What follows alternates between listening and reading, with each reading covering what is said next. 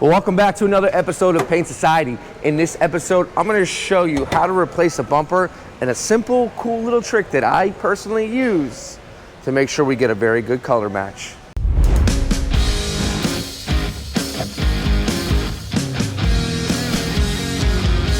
Don't overthink it, it's just paint.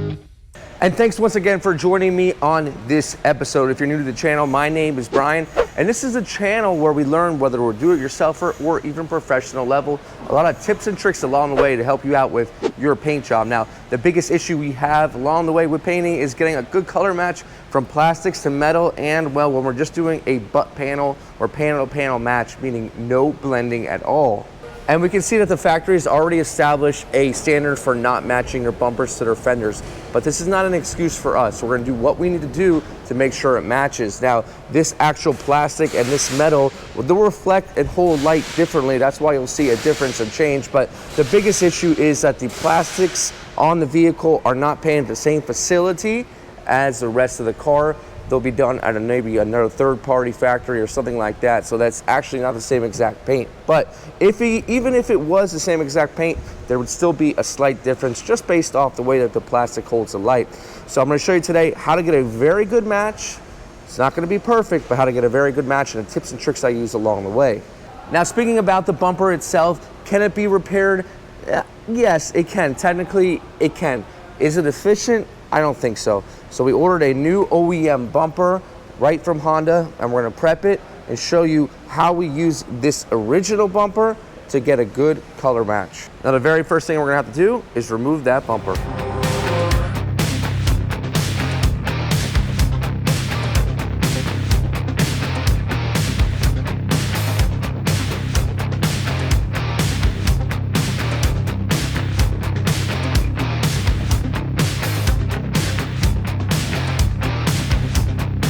After we took off the bumper, this is the replacement bumper.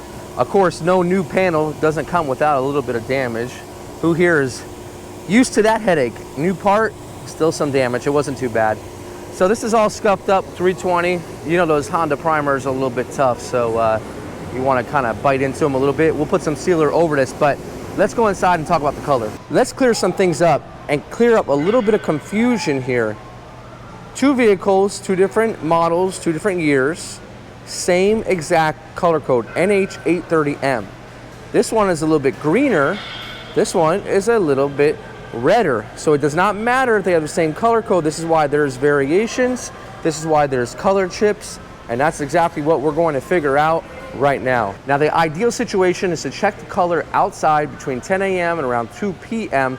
to get direct sunlight. Well, outside it's a little bit cloudy right now and the car is in for service. I went ahead and I pulled out 3 of the most common variances that we see on this particular color. Now, there's up to about maybe 10 to 12, and I pulled these 3. And we're gonna be using our sunlight gun right here, and what this is gonna do is it's gonna show me which one is the best. Now, I will tell you, this little tool right here is awesome. We had gotten it from Axalta when we opened up with them. We're not using them anymore, but it's an amazing tool. And the reason why is it compares directly what the chip looks like compared to the panel. Let me show you that. So basically, we'll take our first color and we'll put the chip on one side, and then we'll hold it against the vehicle. Now, when we do this, we can see, what do we see here? Well, we see a much different color. What I'm seeing here is it's making the actual vehicle look greener because this chip right here is redder. Now, it's important to look at it from all angles, from the side, from the front. That way you can see, well, is this a good viable option? Right now, I don't think it is. I think we have better. So let's go ahead and let's take a look at our other option. This is our other option. This is L1, and this is a much better looking chip. You can see it's a little bit more in the greener family. It's still a little bit off, but definitely a acceptable, industry standard acceptable match, although we're going to go ahead and mess with it a little bit to get it a little bit closer. And our third option is the camera reading, which has gotten us some luck in the past, so we'll go ahead and put it on here. Now, I do happen to really like this. It's not perfect, but it is better than our L1 option, which was actually just a bit touch darker, you can see, compared to the other one. So it's very good to look at it also with the sunlight gun and just take a look and see what it's really going to look like. Now, on camera it might be a little tough to see, but in person, I can definitely tell it looks pretty good. And what I like to do is I like to look at it on the actual vehicle and where it would sit in a position once it's installed. Now, a spray out card is very hard to determine the actual look of it. That's why I'm gonna show you a trick here in a little bit to really determine, hey, does this match? So what we're gonna do is we're gonna mix this up, and then we can alter it as well to really get it closer. And just to touch on what we discussed earlier, you can see these are all of the variances that we have to select from. Now, I took 2 of the most popular variances from here, and then I have my camera reading here at the bottom, which also matches a lot of the vehicles we've done here. So I'm gonna go ahead and I'll mix up the camera reading right now. Now, when it comes to that camera reading, that was actually a camera reading we did on another vehicle that we're finding a lot of success with and matching a lot of vehicles that we're working on in that same color code. So we actually didn't take a camera reading of this vehicle, but we used a camera reading for another vehicle that we're really happy with. Now, I will tell you guys at home that you are going to get paint from the paint store. You are at a disadvantage because you've seen all of those variances, and the paint store is not gonna mix up every single one of them and show them to you. Now, the paint store, if they're nice enough, what they'll do if they have a chip card selection is if you bring your car in, they'll try to match up that color using the chips. But you know, there are variations in the chips as well, and you won't get the true reading of a actual color unless you do a spray out and clear coat it and see what it looks like on the vehicle. So just a little tip there, you guys have good expectations of what you can work with and what you can't work with. So we're gonna mix that color right here on the scale. Bumper loaded in the booth, ready to be cleaned. For something just like this, we're gonna use anti-static cleaner. The reason why I use this is because, you know, this is a brand new bumper, so we use one cleaner. It's gonna help wipe it completely clean, and it's gonna help it from not attracting any lint or anything like that. So they'll get it pretty wet, and then try your best to wipe it in one direction. If you don't wipe it perfectly in one direction, it's not the end of the world, but try your best to do so. Also, you don't want to allow this stuff to dry on the panel. So basically what you're going to keep on doing is wiping it until it's completely dry. So continue this on the rest of the bumper, and then give it a good few minutes. Don't go right into sealer. Really allow it to flash off completely before we move into sealer. Also, always try your best to wear a glove on at least the hand that is going to be in contact with the panel. Grease from your fingers or whatnot, that can be contamination, fish eyes, anything like that, where the paint, it's just not gonna wanna stick to the panel, all right? So it's always a good idea or good practice, wear a glove at least on the hand that you're coming in contact with the panel. This one is all good and clean. Allow it to flash for a couple minutes, and then we'll be good for sealer. So as I get myself all ready for sealer, a lot of you guys will ask, do you need to use sealer on a brand new bumper cover that comes primered already? Well, I'm gonna tell you the right answer. The right answer is absolutely yes. What sealer does is it gives you a cushion between the bumper and the paint, and that cushion is going to help you with rock chip prevention, all right? It's gonna also give you better adhesion, and it's going to also help you out with coverage. So if we didn't seal this, well, I definitely couldn't sand it with 320. I have to do 320 and maybe 600 because it's a metallic, so that would be a big mess. And I wouldn't be able to cover it in, let's say, 2.5 coats that it most likely is going to take. So sealer actually does help you out. Some people think it's an added step. It's actually taking a lot out of the process and making it much more better. And honestly, it's just OEM procedures as well. So make sure you're following as best OEM procedures as possible to get the best possible result. So basically what I'm gonna do is I'm gonna mix up a sealer that's similar to the color on the car. That way we have good coverage. So just a little bit of white, and then I'll mix up just a little bit of black. I always like to strain these guys too. Sealers just have a tendency just to be a little bit gritty and dirty, and the strainer just really helps to catch all of that. Because if you got something in your sealer coat, well, you don't want to sand it, you would sand your base. So hopefully we'll be clean. Let's get this mixed up and onto the vehicle. Also, one more point I don't want you guys to forget. If you can, make sure you're using a flex additive in your sealers and your clear coats when you're doing bumpers. It's not the end of the world if you don't, but you should. The reason why is this bumper gets hit again, it will spider crack, and basically when a spider crack happens, it goes all the way down to the surface, and the surface is the sealer, right? So it would have to be redone. If this car were to be hit again lightly, most likely if the flex additives in there, it's gonna be fine. It's not gonna have any stress cracks. Let's get it on the car. A lot of you guys are wondering, Brian, what is the trick? You said it in the title, you showed us a picture. What is it? Well, I'm gonna show you right now. We're gonna take the old bumper and we're gonna cut off a good half of it, and I'm gonna show you exactly why we're gonna do it. Well, what are we gonna do with this? I'm gonna show you that right now. Have you guys figured out what we're doing? If you watch my other videos, you already know. We're gonna use this as a spray out card that actually fits back onto the vehicle.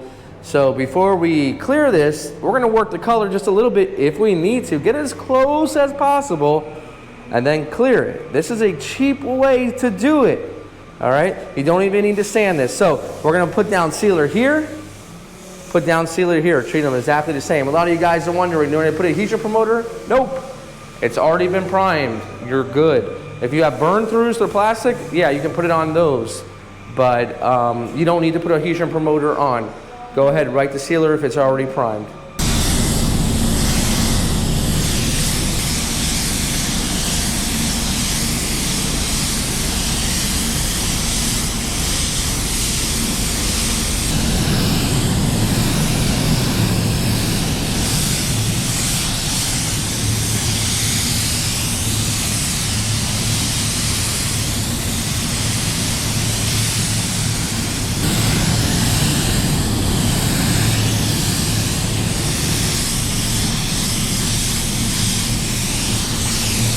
So you gotta make sure that you have the sealer on both, because if not, if we had just put color on the original bumper, we would have two slightly different colors. The whole point of this trick, or this tip, is to make sure that we have the same undercoat. We're ready for base coat. Let's start spraying. Guys, I really do recommend a 3M gun. I wasn't a fan at first, but it's very versatile for small stuff like this. Sealer, base, and clear. I'm doing it all out of a 1.2. Clean out the tip real easily. Takes about maybe 20 seconds. You're good to go. So we're gonna do our base right now.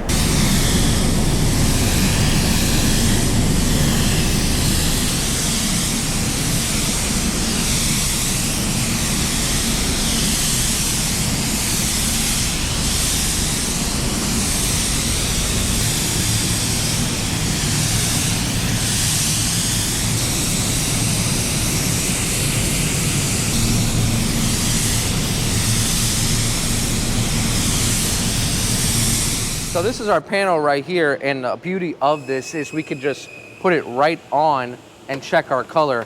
Now, looking at this, it's a little bit off. You know, it's an acceptable match, but I'm not okay with it 100%.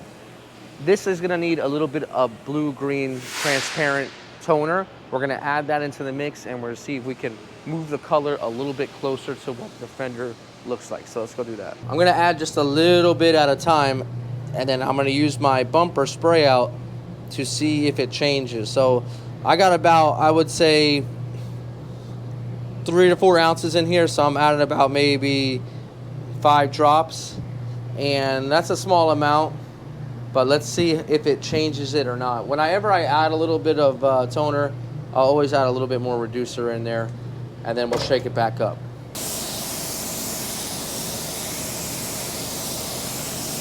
Now always do yourself a service. We got sunlight out here. Don't check final color underneath fluorescent lights. Take the car out. This looks like a very acceptable match. I'm gonna tell you that much. You know, between the bumpers and the way they look at this one, you know, and we're not making excuses here, but we're being real, okay? The plastics and the metal reflect differently, and I don't want you guys to spend days upon days beating yourself up over color. You know, we added that little bit of green. We got it to turn a little bit.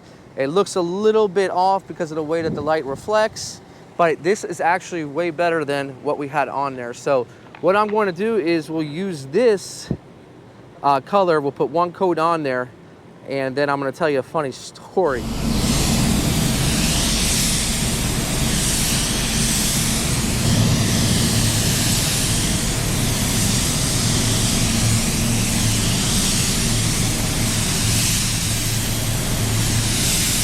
Last coat's on there. We'll let that dry for a good 15 minutes. I'll tell you a story while it dries. Funny story, kind of sad actually. But a friend of mine a long time ago replaced the front bumper. I think it was a Toyota Camry or Corolla, something like that, pearl white. And the front bumper was replaced, and the painter, my buddy, he got the front bumper looking beautiful. I mean, it matched really well. The problem was it matched better than the rear bumper. So the customer got it back, and he was not happy because the front bumper did not match the rear bumper, and the front bumper didn't look factory.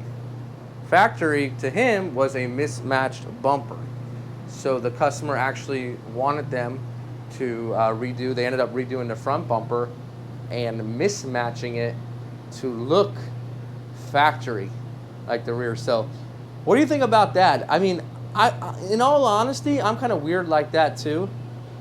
I would probably want the same thing, you know, or maybe just get the rear bumper color matched. But no, but he wanted the factory mismatch. So I thought that was a funny story. But I guess my main goal here is to teach you guys with these colors and the bumpers and silvers and matching them. Don't drive yourself crazy. Get something good. Get something good. Get something that looks good outside, and then just roll with it, you know. And then you go from there. We're gonna go ahead and get this thing cleared in about a good 10 minutes. It needs to dry a little bit longer, and then we'll get it back on the car and see what she looks like.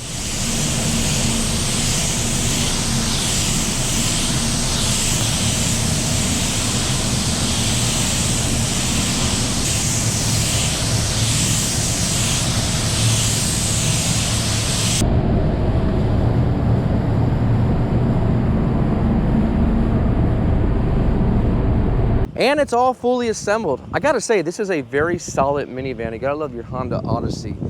Very clean. This was a used vehicle we did a work on. We actually went ahead and refinished the headlights, so the headlights are looking really, really good. Now the plastics and the metal kind of pick up a little bit weird on the camera, but in person, this thing is actually a very, very, very good match. It's, I would say, a little bit beyond industry standard.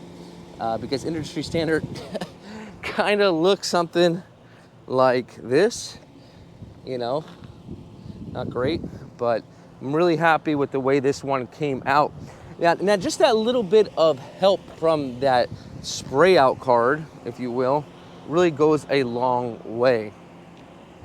And I'll say this much, guys, when you're doing these, don't drive yourself insane. If you got a color that looks good and it looks fine, leave it. If you need to blend, it's just the fenders to get yourself out of a pinch, and you move on to the next job. So, you know, that little tip or trick can really help out. And a lot of you might ask, hey, Brian, what if it's, you know, the bumper that I'm repairing, I have to put color all the way to the edge, I can't cut the bumper. Well, usually what you can do is you can go around and get another bumper that looks similar, and it will still work. You can clip it in. I've done it before.